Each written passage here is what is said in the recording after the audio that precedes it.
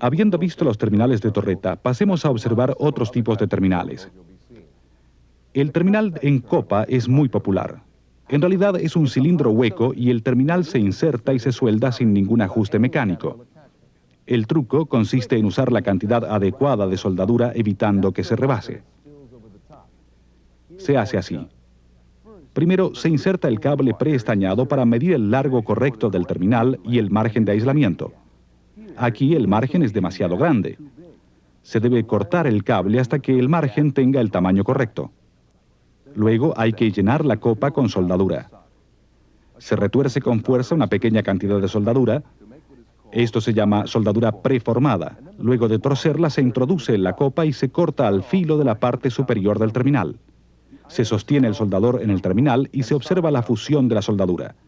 Se inserta completamente el cable, se mantiene en su lugar y se retira el soldador. Es importante asegurarse que todo el flux burbujeó hacia la superficie sin evaporarse. Volvamos a observar cada etapa de la operación. El cable estañado se corta para proporcionar el margen correcto de aislamiento. Se introduce y se corta la soldadura preformada. Luego se coloca el soldador en la copa y después que se produce la fusión total de la soldadura, se inserta el cable y se retira el calor. Para determinar la cantidad correcta de soldadura es preciso experimentar. En este caso se aplicó demasiada soldadura y rebasó la copa. En este caso la soldadura fue insuficiente y casi no se ven filetes entre el cable y la copa. La unión ideal tiene estas características. Nótese primero que el cable se depositó en el fondo de la copa y que el margen de aislamiento es correcto. Además, la soldadura no tiene bolsas de flux o gas atrapadas en la copa y no se ha derramado fuera de la copa. La cantidad de soldadura es correcta. Los filetes aparecen ligeramente cóncavos y también hay un buen wetting en la superficie. Aquí vemos unas buenas y otras malas. Esta no tiene suficiente soldadura y es inaceptable porque prácticamente no hay filetes.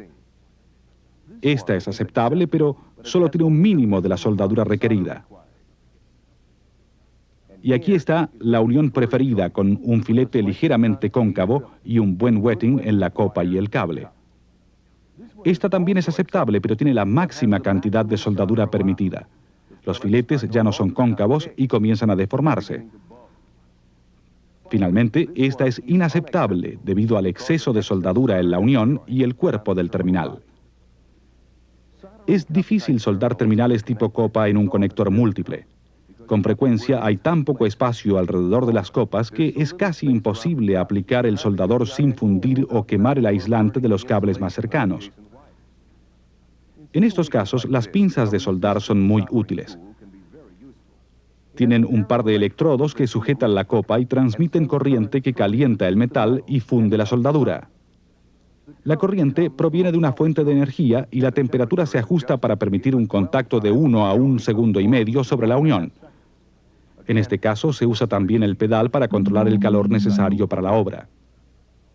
La gran ventaja de las pinzas de soldar es que los electrodos pueden emplearse fríos, eliminando el peligro de calentar el área que no corresponde. La copa con soldadura se sujeta firmemente y se aprieta el pedal para calentar. El cable se inserta cuando la soldadura se ha fundido.